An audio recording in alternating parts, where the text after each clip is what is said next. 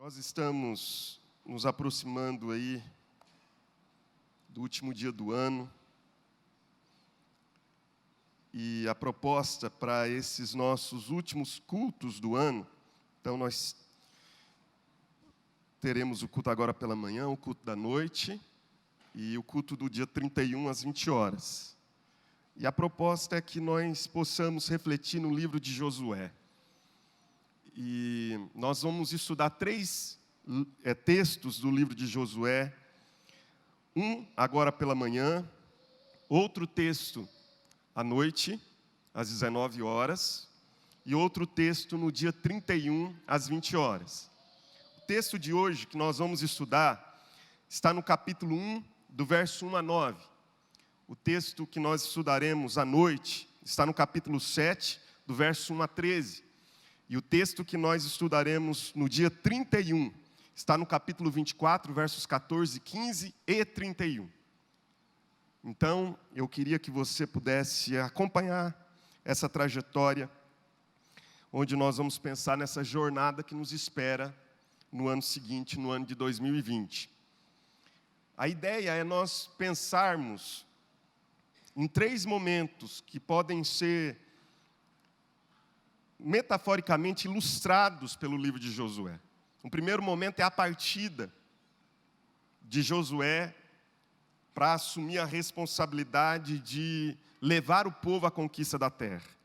O segundo momento é uma correção de rota que Josué precisou fazer, porque o povo e o próprio Josué estavam indo por um caminho equivocado.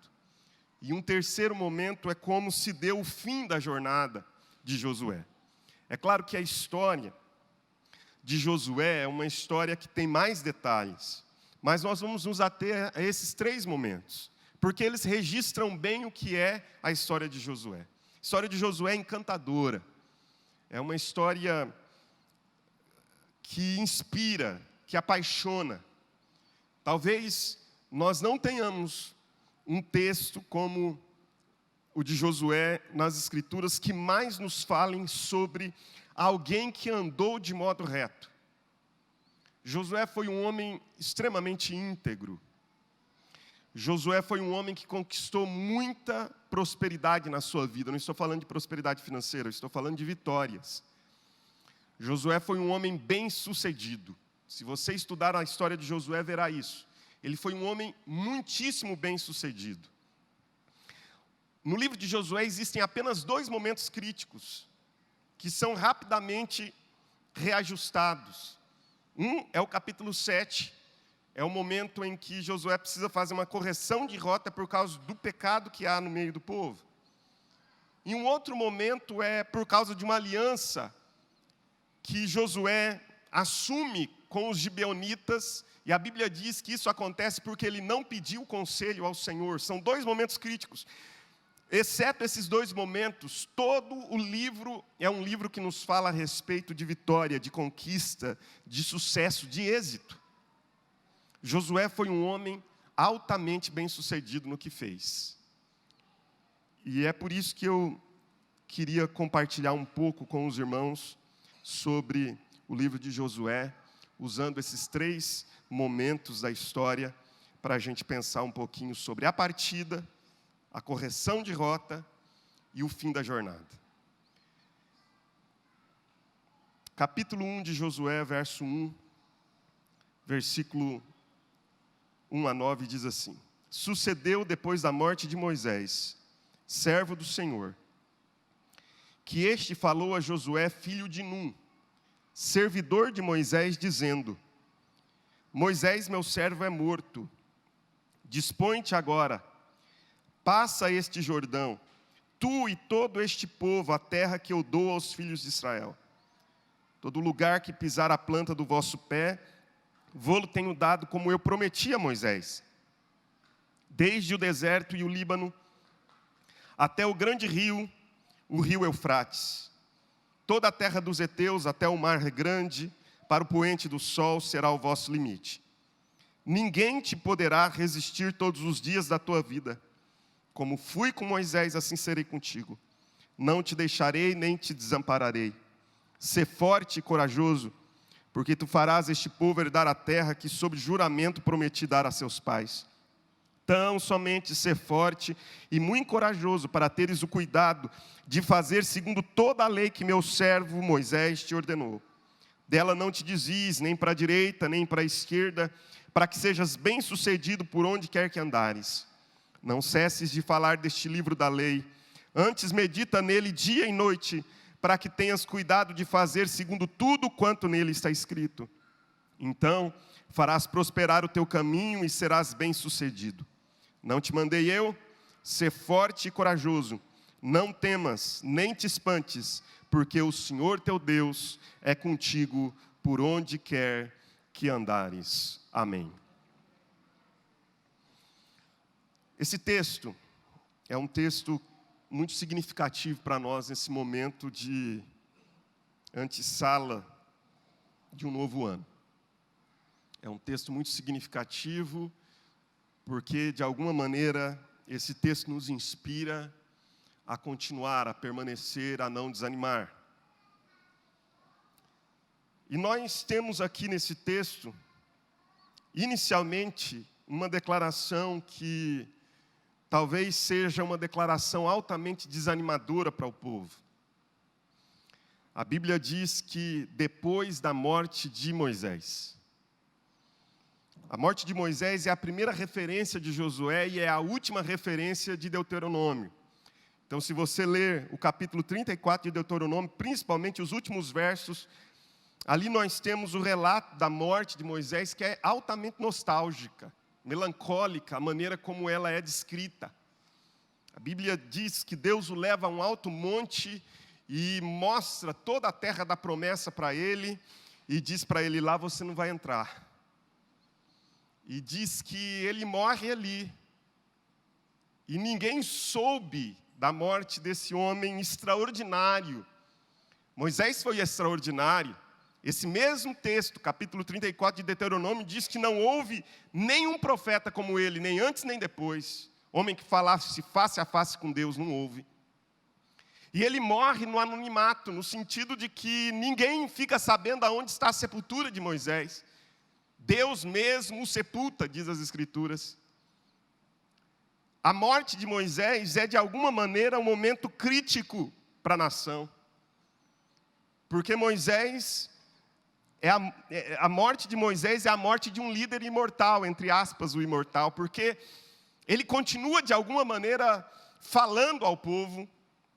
A sua presença era uma presença tão forte e tão significativa, que a sua morte significava crise. Era uma crise estabelecida. O primeiro missionário presbiteriano que chega ao Brasil é Ashbel Green Simonton. Ele chega bem novo, cerca de 30 anos de idade. E ele começa o trabalho de evangelização no Rio de Janeiro. É um missionário. E é um missionário que não conhecia a língua, que nada sabia a respeito da cultura, e que durante 3 anos faz algo revolucionário. O presbiterianismo começa a crescer com o seu trabalho inusitado, porque não sabendo a língua, não conhecendo a cultura, ele faz algo completamente extraordinário. E ele simplesmente exerce seu ministério por 3 anos, porque aos 34 anos ele morre. E quando ele está no leito de morte, ele olha para sua irmã, que o acompanhava, e falando a respeito da perpetuidade do trabalho no solo brasileiro, do trabalho evangelístico, ele diz, Deus levantará os seus próprios instrumentos para continuar a sua obra. Moisés é morto, mas Deus levantará os seus próprios instrumentos para continuar a sua obra. E a Bíblia diz que há 40 anos atrás, Deus estava preparando um instrumento. Quando o povo resiste a entrar na terra da promessa, há 40 anos atrás, existem 2 homens apenas que resistem, e eles são Caleb e Josué. Josué já estava sendo preparado para este momento há 40 anos. De modo que A morte de Moisés toma de surpresa o povo, mas não toma de surpresa Deus. Deus já tinha um plano orquestrado, trabalhado, de modo que o texto diz que depois da morte de Moisés, servo do Senhor, Deus fala a Josué e diz: é agora. Moisés está morto, você agora deve se dispor para passar o Jordão e levar o povo a herdar a promessa. A Bíblia diz, no versículo 9 do capítulo 34 de Deuteronômio, que Josué já havia encerrado o ciclo também apenas de ser servidor de Moisés, para agora ser o líder da nação. De modo que a palavra de Deus diz que as mãos de Moisés já haviam pousado sobre Josué e o espírito de sabedoria estava sobre ele. Um espírito de sabedoria estava sobre Josué, porque Moisés impôs a mão sobre ele. Transferiu sobre Josué toda a capacitação que estava sobre ele para conduzir um povo obstinado, rebelde, para a entrada na terra da promessa. Mas não há dúvidas que o coração de Josué, apesar desse preparo de 40 anos, ainda está inquieto. Porque ele não está sucedendo qualquer pessoa. Em primeiro lugar, ele está sucedendo um mito. Porque suceder Moisés é suceder um mito. E suceder um mito não é fácil. Algumas pessoas nessa tarefa se perderam. Algumas pessoas na tarefa de suceder líderes muito fortes se perderam. Em caminhos de autoafirmação, em caminhos de comparação, não feitas pelos outros, mas feitas por si mesmos. Se você ler esse texto na perspectiva que eu li, talvez isso de alguma maneira ilustre o que eu estou querendo dizer. Quando eu leio Eclesiastes capítulo 2 e penso que esse texto é escrito por Salomão, e penso que ele é sucessor do grande rei Davi, seu pai, vejo ali uma tentativa de Salomão de se autoafirmar. Ele diz que ele foi construtor de grandes coisas. E ninguém fez tais coisas como ele fez, ninguém antes dele. Por 2 vezes ele expõe isso, que ninguém antes dele fez tal coisa. Seria talvez uma presunçosa, uma pretensa autoafirmação de Salomão, não sei. Para dizer que de repente ele era maior do que o seu pai Davi, não sei. Mas o que sei é que muitas vezes há alguns líderes que se perdem nessa tentativa de assumir o posto de um mito, como foi Moisés. Mas Josué não foi assim. Era um momento difícil, porque era um momento de suceder alguém muito forte, uma liderança muito forte. E era um momento difícil porque ele não apenas sucederia Moisés, mas ele assumiria o posto de líder de uma nação difícil demais. Moisés que o diga. Moisés não entra na terra em certo sentido, porque este povo havia sido tão rebelde ao longo do caminho, que em um momento em que lhe era exigido domínio próprio, Moisés se perdeu e não teve autocontrole. E ele tem que assumir esse povo, ser responsável por essa nação. E responsável no momento mais difícil, que é o momento do cumprimento da promessa. Essa nação existe por causa de uma promessa. Essa nação surge debaixo de uma promessa. Quando Deus chama Abraão, diz: sai da tua terra, da tua parentela, e vai para a terra que eu te mostrar, e essa terra que eu te mostrar, eu darei a sua descendência por herança. Toda a nação estava se movendo como uma locomotiva, num trilho só, e o trilho era o trilho da promessa. Era chegar àquele lugar. E tudo isso cai nas mãos de Josué. É ele agora o responsável por levar o povo a herdar a promessa. Sabendo que este povo não era um povo fácil. Sabendo que este povo não era um povo de um coração ensinável, tratável, mas muitas vezes resoluto, um povo de um coração que resistia.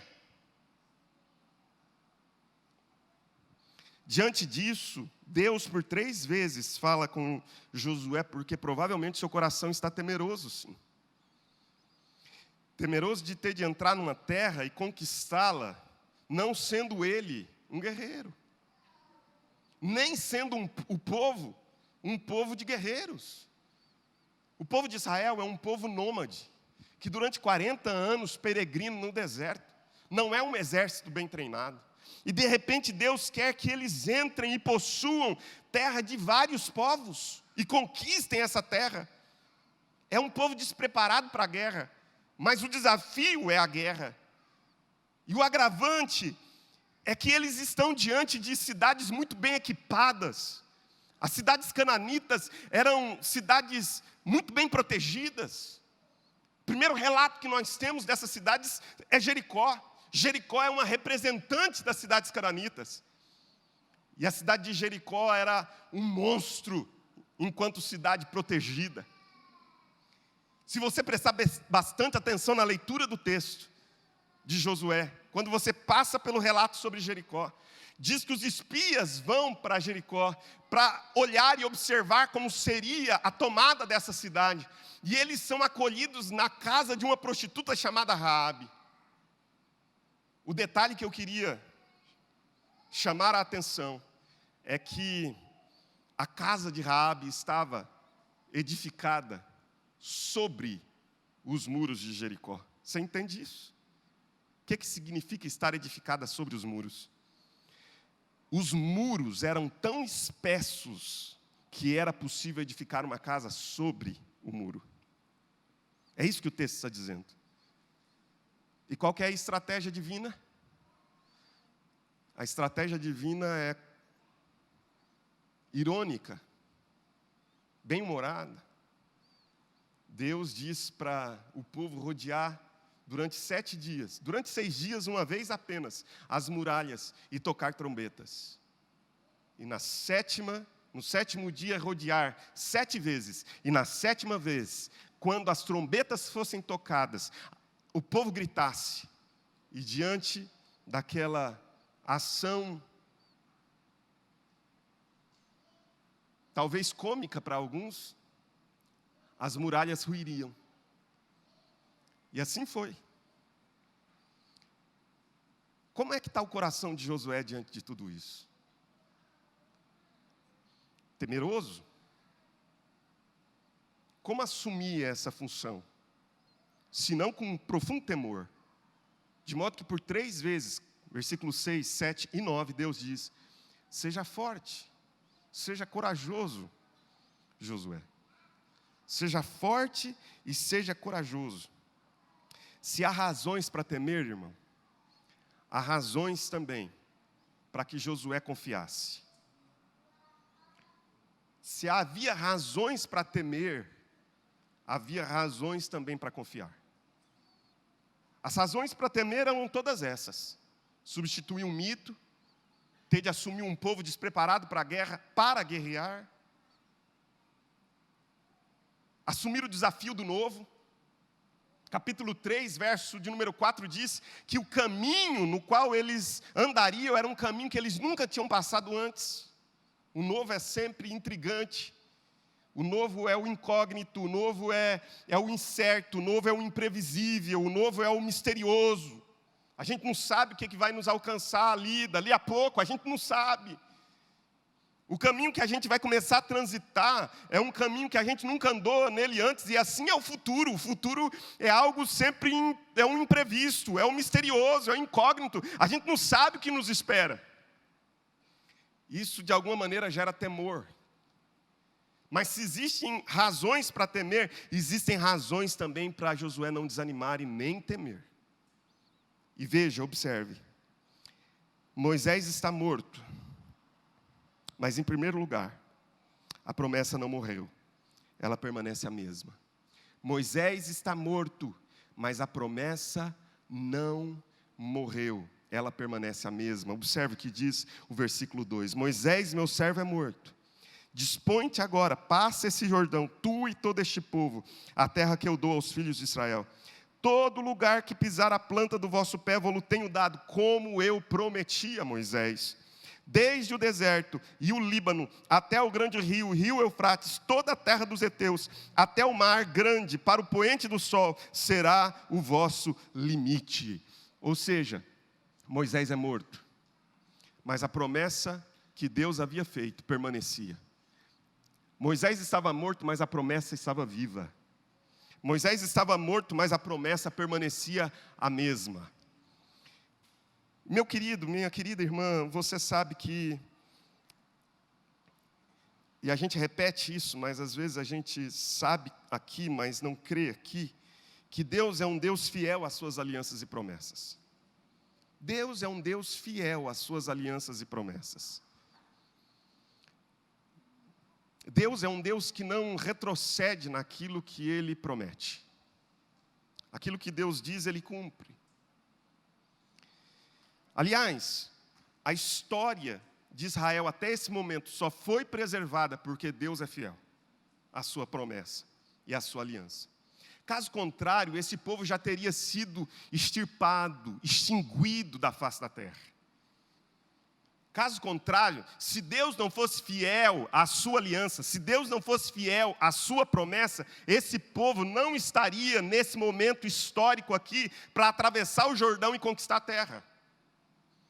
Eles só estão nesse momento porque Deus foi fiel. Por exemplo, em Êxodo capítulo 33, quando o povo, depois de sair do Egito, está aguardando Moisés num acampamento. Moisés havia subido ao monte e estava lá recebendo orientações direto de Deus, porque era o único profeta que falava face a face com Deus. E ele estava lá no monte, no Sinai, recebendo diretamente de Deus orientações sobre a legislação daquele povo. E eles estão lá no arraial. O tempo começa a passar. 10, 20, 30 dias. E nada de Moisés aparecer. Aí alguém tem uma brilhante, se não obscura ideia. E diz, esse Moisés morreu lá em cima e a gente está aqui perdendo tempo aguardando. Façamos um Deus e adoremos a esses deuses que nós iremos fazer, porque é assim. Existe só um Deus que criou o mundo e o homem. Mas existem muitos deuses que o homem do mundo criou. E nós continuamos fabricando deuses, porque o coração do homem é uma fábrica de deuses estranhos. E eles estão lá embaixo. E pressionam Arão. Arão cede à pressão popular, porque é assim, o povo faz uma pressão enorme sobre os líderes. Nós queremos uma série de coisas, o tempo inteiro. E os líderes pressionados. Se a gente cede à pressão da popularidade, a gente cria deuses. E lá está Arão.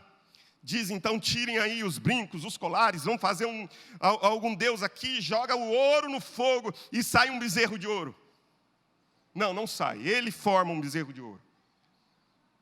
Ele depois diz para Moisés, eu joguei e saiu. Não, mas o texto diz que ele esculpiu um bezerro. E o povo olhou para aquele bezerro e diz, agora é hora de adorar, vamos adorar. Vamos fazer festa porque nós temos um Deus. E começam a celebração.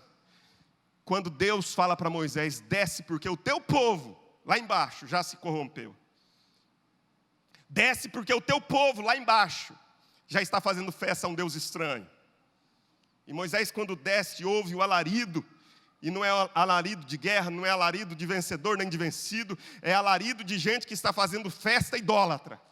E quando ele chega no arraial, lá estão adorando um Deus estranho. Moisés perde a paciência, quebra as tábuas da aliança. E Deus diz para Moisés, vamos fazer o seguinte. Eu mato esse povo.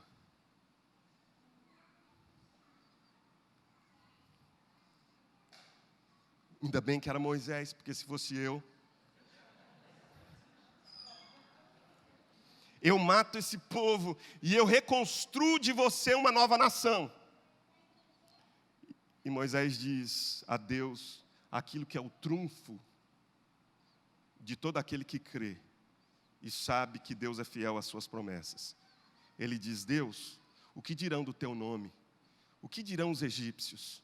O que dirão os cananeus? O que dirão os filisteus? O que dirão os heveus? Os heteus? O que dirão esses povos todos ao redor? dirão que o Senhor tirou o povo do Egito, mas não podendo introduzi-los na terra da promessa, os matou no deserto. Seja grande, Senhor, e faça grande o teu nome, perdoa a iniquidade desse povo. E Deus diz, tudo bem, Moisés, eu perdoo a iniquidade deste povo, mas eu não vou no meio dele. Eu vou levá-los à terra da promessa, porque a promessa que eu fiz a Abraão, Isaque e Jacó é uma promessa de fidelidade. Eu não retrocederei nela, mas eu não vou no meio deste povo. E aí, novamente, Moisés tira a carta da manga, e essa carta, o trunfo é apelar para a promessa.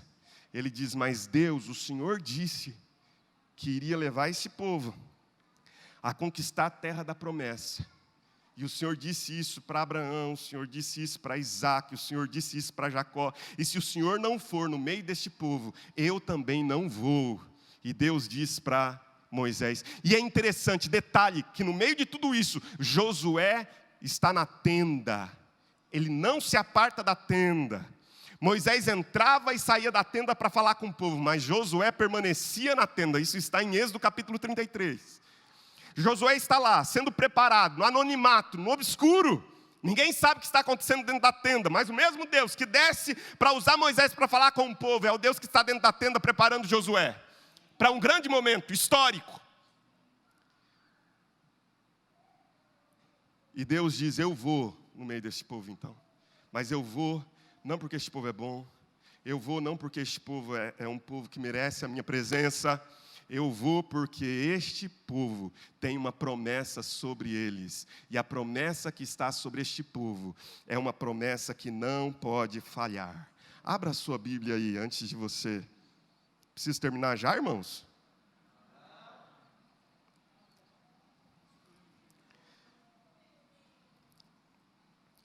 Abra aí a sua Bíblia em Josué, capítulo de número 23.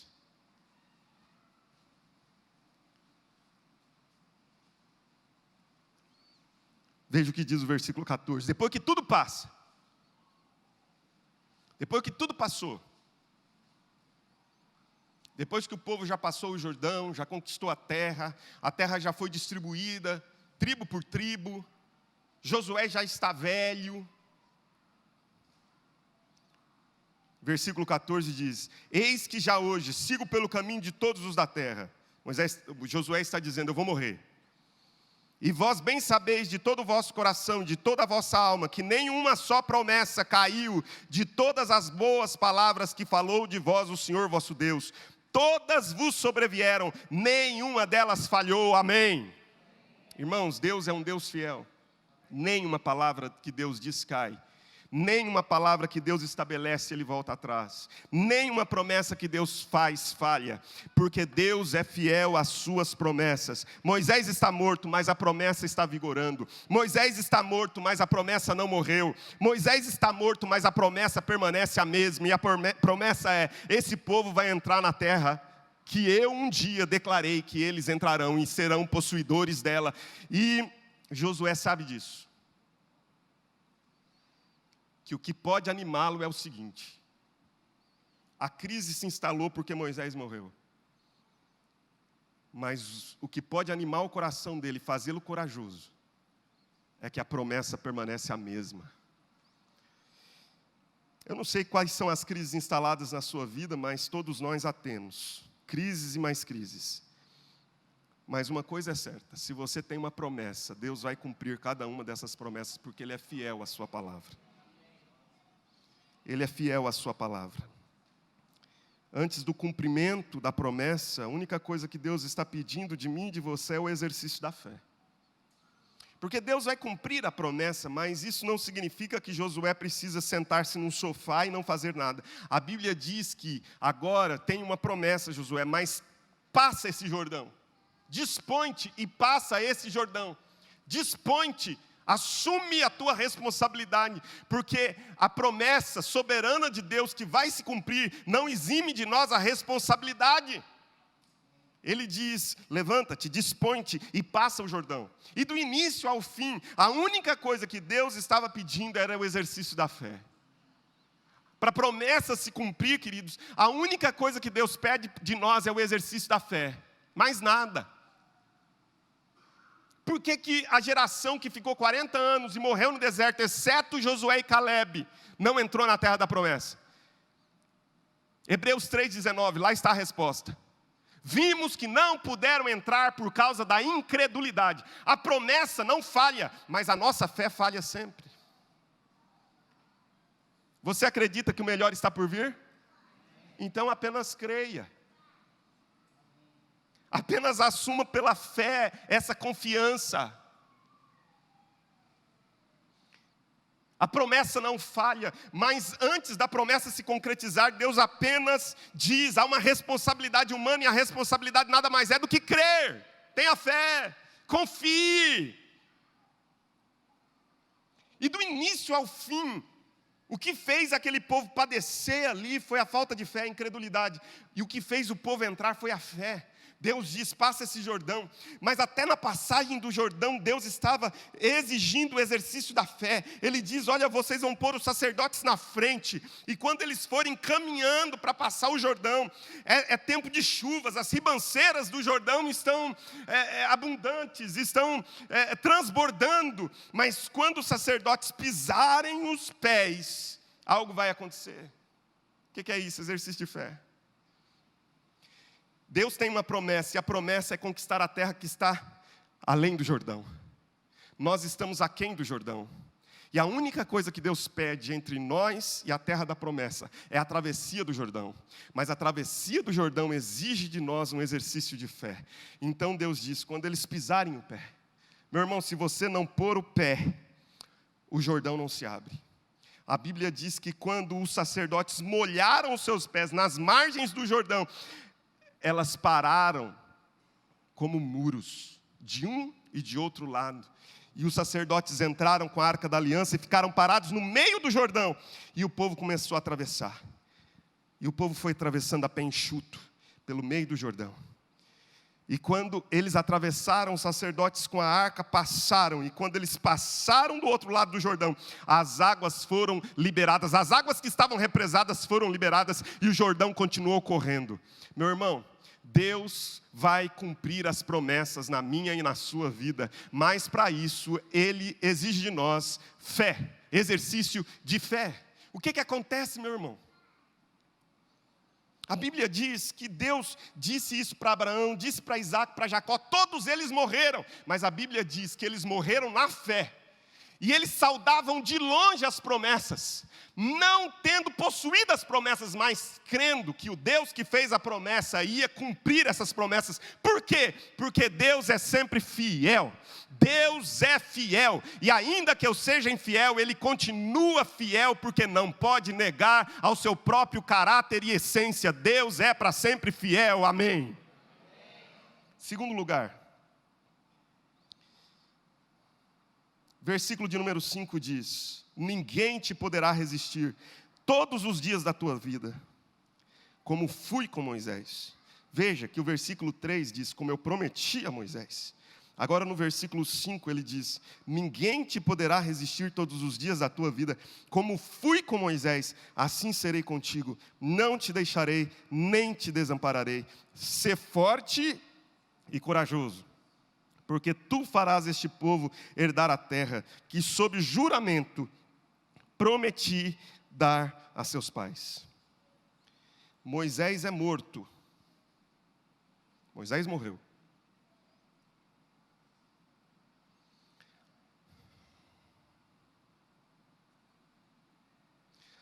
A crise está instalada. Mas a presença de Deus permanece a mesma. Porque Deus nunca morre, Deus nunca é vencido. Moisés está morto, mas a presença que foi com Moisés continua com Josué. Como eu fui com Moisés, eu serei contigo.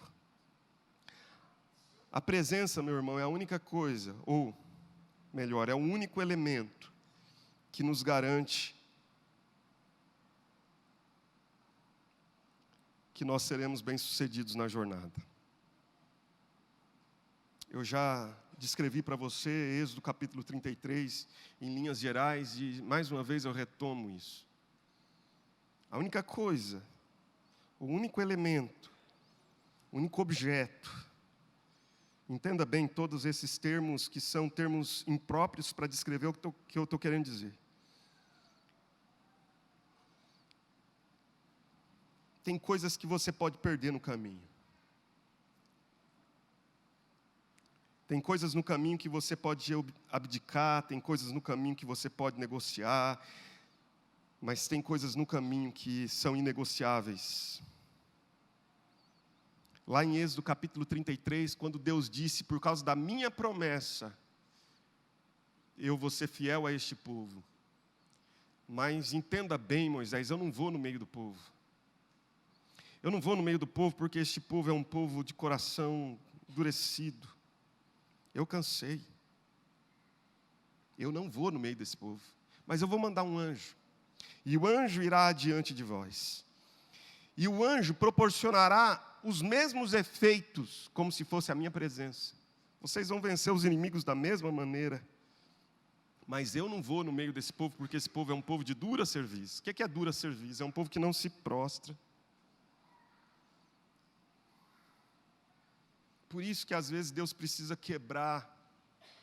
Tem gente que tem que ser quebrado para se prostrar. Porque a servil não é flexível.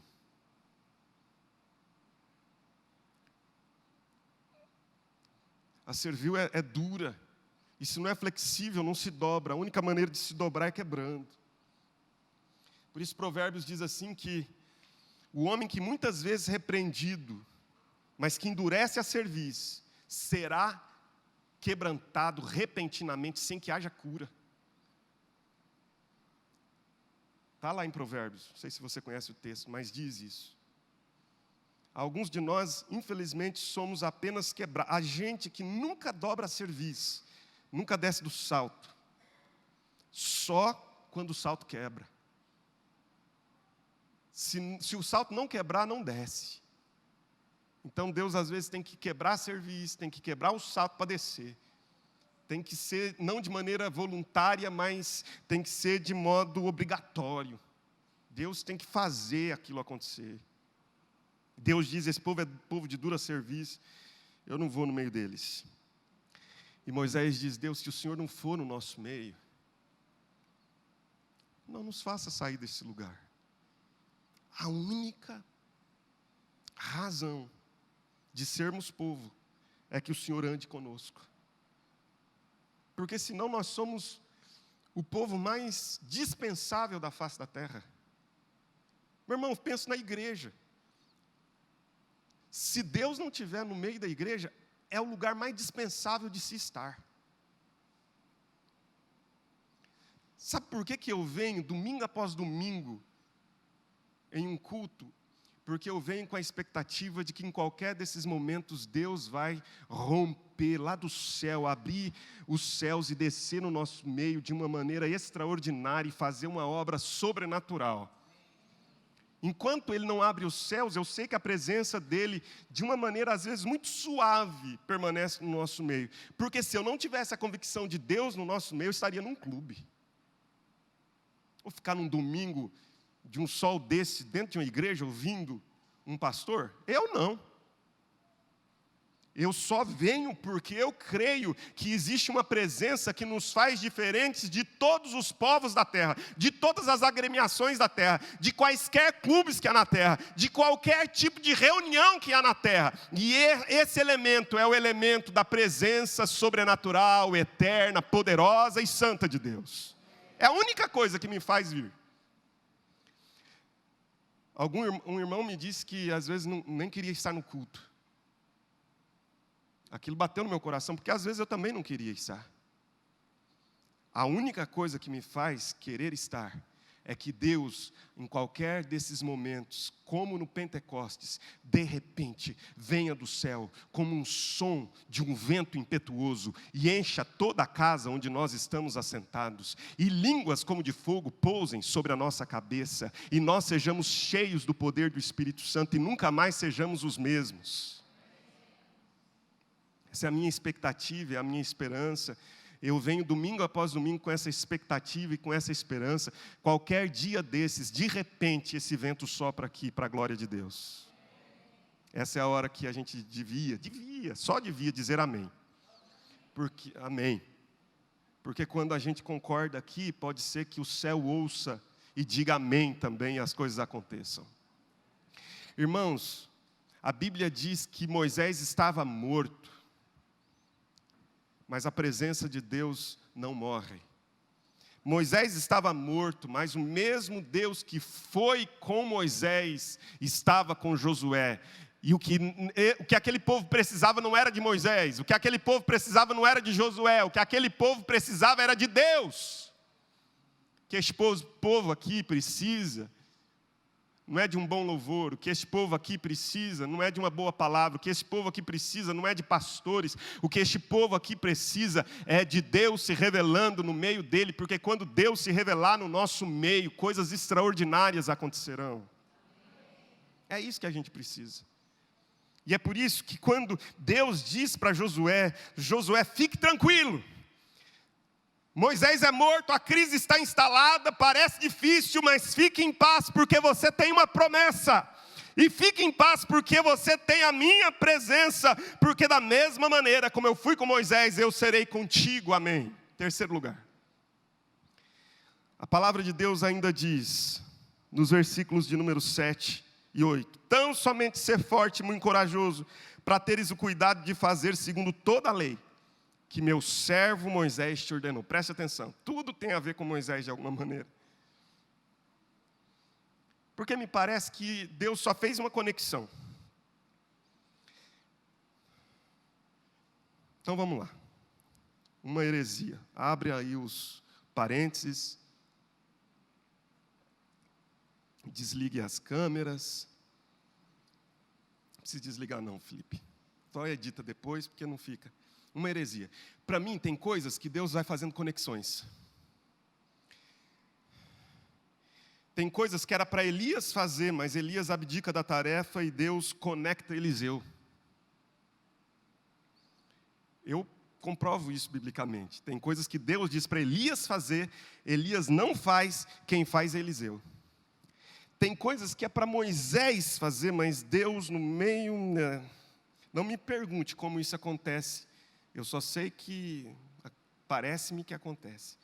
Era para Moisés fazer, mas Deus diz, não vai entrar. Aí ele cria conexões, e Josué é uma conexão.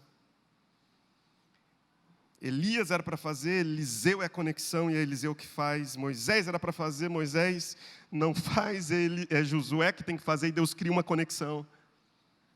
Por isso, tem tudo a ver com Moisés. Deus diz, como eu prometi a Moisés, como eu fui com Moisés, e agora, como Moisés te ordenou. Porque parece que é Moisés quem viu face a face. Agora, Josué, ele é responsável apenas por fazer lembrar das palavras que Moisés recebeu face a face. Dela não te desvies nem para a direita, nem para a esquerda, para que sejas bem-sucedido por onde quer que andares. Não cesses de falar deste livro da lei, antes medita nele dia e noite, para que tenhas cuidado de fazer segundo tudo quanto nele está escrito. Então farás prosperar o teu caminho e serás bem-sucedido. Moisés está morto, mas a promessa não morreu. Moisés está morto, mas a presença de Deus está viva, permanece a mesma. Moisés está morto, mas a palavra de Deus é a mesma. A palavra não morre. Céus e terra passam, mas a palavra de Deus permanece para sempre.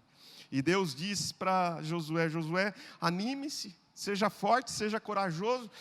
Você tem a minha promessa, você tem a minha presença, e você tem a certeza da promessa e da presença, porque tem uma palavra que diz a respeito da promessa e da presença.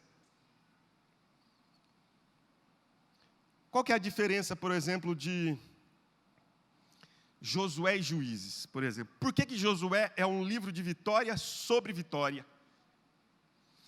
Josué, no final da sua vida, havia conquistado ou abatido 31 reis.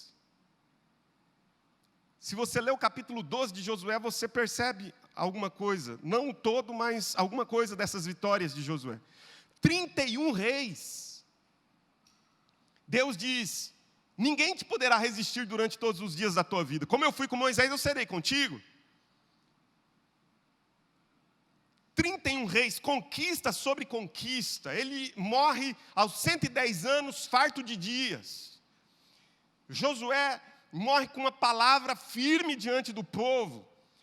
Começa com uma palavra motivadora de Deus, dizendo, ser forte e corajoso, e termina com uma palavra de desafio de Josué, dizendo, olha, vocês escolham hoje a quem vai servir, eu e a minha casa serviremos ao Senhor. E durante todo o percurso de Josué, só existem 2 momentos críticos, como eu disse. Só que aí você entra no livro de Juízes, que é o livro que sucede Josué. É um tempo de altos e baixos. O povo só tem vitória quando Deus levanta um juiz. Exatamente porque aquele povo está vivendo sob escravidão, debaixo de fracasso. E eu me pergunto, qual é a diferença de Josué e Juízes? É que Josué começa com um padrão. Josué tem um padrão. Qual é o padrão de Josué? O padrão é a palavra. E aonde a palavra de Deus é respeitada, aonde a palavra de Deus é amada, aonde a palavra de Deus é honrada, aonde a palavra de Deus é reverenciada, aonde a palavra de Deus não é negociada, nós faremos prosperar os caminhos diante de nós e seremos bem-sucedidos em tudo que fizermos. Antes tem o seu prazer na lei do Senhor e na sua lei, medita de dia e de noite. Será como uma árvore plantada junto às correntes das águas, que no devido tempo dá o seu fruto, e tudo quanto faz será bem sucedido. Por quê? Porque antes medita na lei do Senhor e tem prazer na lei do Senhor, dia e noite. Há um padrão. Quando há um padrão, quando a palavra de Deus é reverenciada, quando a palavra de Deus é honrada, quando a palavra de Deus não é negociada, quando nós amamos a palavra, quando nós damos tempo para a palavra de Deus, quando nós ouvimos a palavra de Deus, nós nos tornamos conquistadores, bem-sucedidos, prósperos, exitosos. Estava conversando com um irmão outro dia. Na avaliação humana, todos diriam que ele é altamente bem-sucedido. Mas as minhas avaliações não são avaliações meramente humanas. O que me causou alta admiração não é o posto e a visão humana que as pessoas têm a respeito. Mas na nossa conversa ele disse assim, pastor, teve um dia que eu precisava tomar uma decisão. E era o dia de começar a acontecer uma coisa. E eu me ajoelhei e comecei a orar a respeito daquilo. E Deus disse ao meu coração, vai sozinho, porque eu nada tenho a ver com isso. Ele disse, naquele primeiro momento, essa palavra veio ao meu coração, eu pensei a coisa da minha cabeça e continuei orando. E Deus continuava falando ao meu coração, vai sozinho, porque eu não tenho nada a ver com isso.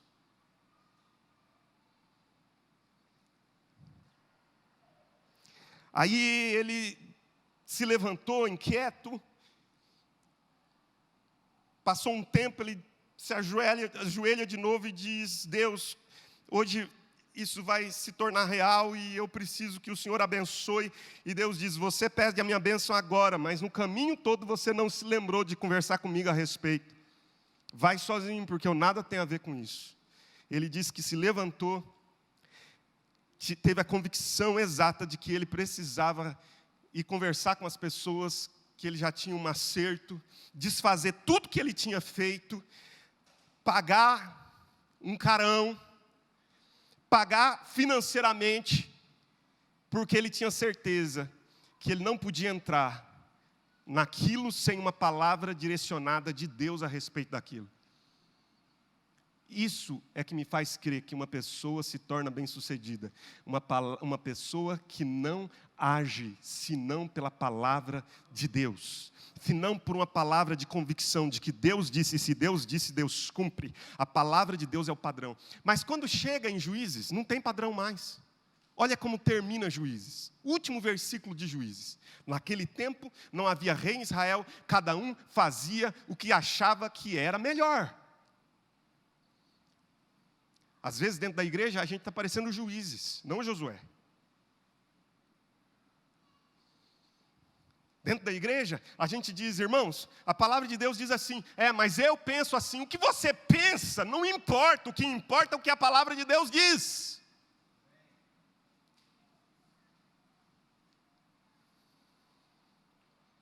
Mas eu acredito que é muita exigência. Não importa se você acredita que é muita exigência. Se você acha que não dá para ficar dentro do barco, pula no mar. Mas a palavra de Deus diz que é assim. E se o padrão é assim, é a única maneira de nós sermos prósperos e bem-sucedidos em tudo que fizermos. Por que Josué é bem-sucedido em tudo que faz? Porque tem um padrão. Por que Juízes é fracasso debaixo de fracasso? Porque cada um faz o que acha que é melhor. É a pós-modernidade. Cada um faz o que acha que é melhor. Relativiza a verdade. Eu tenho a minha, você tem a sua e cada um vive como quer. Não, a palavra de Deus é proteção para a minha e para a sua vida. Ontem, o Giovanni fez alguma coisa que a mãe dele tinha dito para ele não fazer.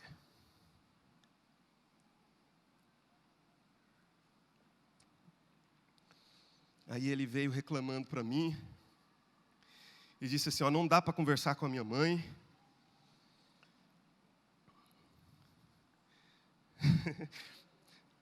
Não dá para conversar com ela, não dá porque não sei o que e tal. E aí ele falando comigo, eu falei, mas o que você fez? Ela mandou eu fazer isso e eu não fiz, eu fiz aquilo. Eu falei, pois é, mas você sabe que a obediência te protege. Obediência é proteção. A gente, ao obedecer, somos protegidos. Obediência não é legalismo. Obediência não é capricho. Obediência é proteção. Quando a gente obedece, a gente está sendo protegido.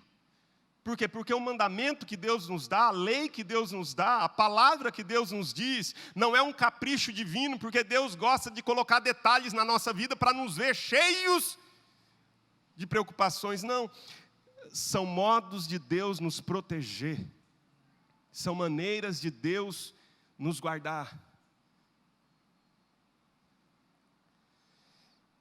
Vamos ficar de pé, irmãos? Aí está diante de nós 2020, a partida de Josué era uma partida desafiadora, ele estava temeroso como eu estou, ele estava ansioso como nós muitas vezes estamos, ele estava talvez desencorajado como você pode estar desencorajado, desanimado, e Deus diz, a crise está instalada, mas acima da crise tem uma promessa, acima da crise tem uma presença, acima da crise tem uma palavra, creia, seja forte e corajoso. Portanto, meu irmão, eu encerro com o versículo 9, como uma palavra de Deus para você nessa manhã. Não uma palavra minha, de Deus. Deus dizendo ao seu coração, não te mandei eu, ser forte e corajoso. Eu serei contigo por onde quer que você andar. Tão somente seja forte e corajoso, não descreia. Nós estamos aí às portas de 2020. Seja forte e corajoso. Tenha bom ânimo. Tenha bom ânimo. Tem gente que precisa, para ser curado, precisa de bom ânimo. Tem gente que para ser curado precisa de bom ânimo. Porque o grande problema de algumas pessoas é que elas são desencorajadas, desanimadas. O que nós precisamos é de bom ânimo para sermos curados. Teve um homem na Bíblia, isso está em Mateus capítulo 9, paralelo disso é Marcos capítulo 2. Marcos 2 é mais detalhado o relato da cura de um aleijado, que os 4 amigos tomam ele. Mateus não diz nada disso, mas Marcos diz que os 4 amigos tomam ele, levam ele até onde Jesus está, chegam lá, não tem lugar na casa, eles abrem uma porta no telhado, é isso mesmo, eles abrem no telhado uma porta para entrar o homem e colocar diante de Jesus. Mas lá em Mateus, diz que Jesus olha para aquele homem e diz assim, tem bom ânimo, levanta-te e anda. Porque às vezes o nosso problema para sermos curados não é outro, senão desânimo. Ele só precisava de uma palavra para ser curado, e a palavra é: tem bom ânimo, levanta e anda. Porque talvez ele fosse daquele tipo que os amigos disseram: hoje a gente tem uma surpresa para você, e ele dissesse: não quero saber de surpresa. Olha que dia lindo, que dia bonito. Não, hoje está muito calor. Bom dia, bom para você. Os amigos chegavam e diziam bom dia, e talvez ele dissesse: bom apenas para você. E alguns que haviam desistido dele, ao chegarem diante dele, já não mais diziam bom dia, diziam onde dói. Porque apenas doía. E eles pegam aquele rapaz e levam, talvez, até Jesus. Quando chegam lá, ele diz: não disse para vocês, não tem nem lugar para a gente entrar, vamos voltar para casa. Eles dizem: não, a gente dá um jeito, abre uma porta no telhado. Meu irmão, às vezes a gente diz: o poço é fundo, não tem com o que tirar. Pula no poço, faz alguma coisa, mas faz alguma coisa.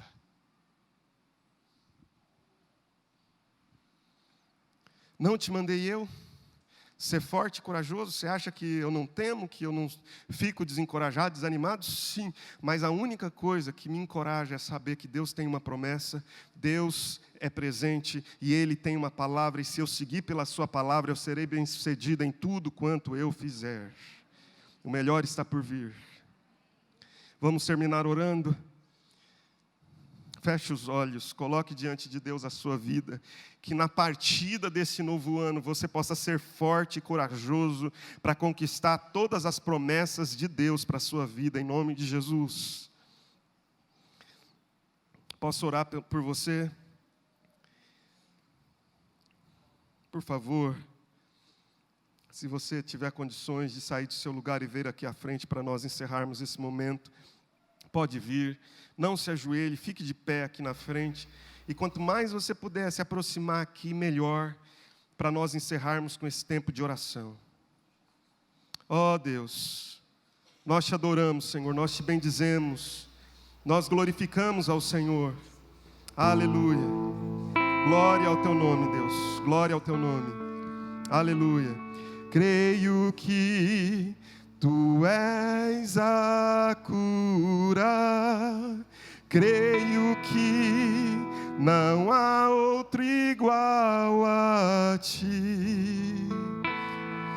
Jesus, eu preciso de Ti. Diga que Jesus é o teu Senhor.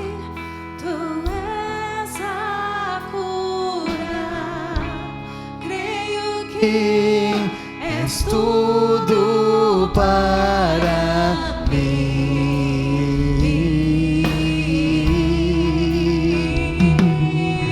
Deus. Creio que Tu és a vida, creio que não há outro igual a Ti. Jesus, eu preciso de Ti. Você precisa de Jesus, meu irmão. Você não pode ir sozinho, tá? A única garantia que eu e você temos é a promessa, a presença e a palavra de Deus. Se você abdica de qualquer dessas coisas, você pode fracassar. E é quase certo o fracasso. Você tem uma promessa sobre a sua vida, você tem uma presença que vai contigo, você tem uma palavra que sustenta tanto a promessa quanto a presença. Portanto, não abdique disso, assuma isso para a sua vida e caminhe, molhe os teus pés nas margens do Jordão, ele vai se abrir para a glória de Deus. Se Deus estiver nisso, o Jordão se abre. Se Deus tem uma promessa, o Jordão se abre. Se Deus está presente, o Jordão se abre. Se Deus disse uma palavra a esse respeito, o Jordão se abre. Pai, eu quero agora pedir ao Senhor que o Jordão se abra, porque existe uma promessa além do Jordão. Nós estamos aqui aquém do Jordão, que o Jordão se abra para que nós conquistemos a promessa do Senhor para a nossa vida. Pai, eu peço a Tua bênção sobre a vida dos meus irmãos nesta manhã. Eu peço força, eu peço coragem sobre cada um.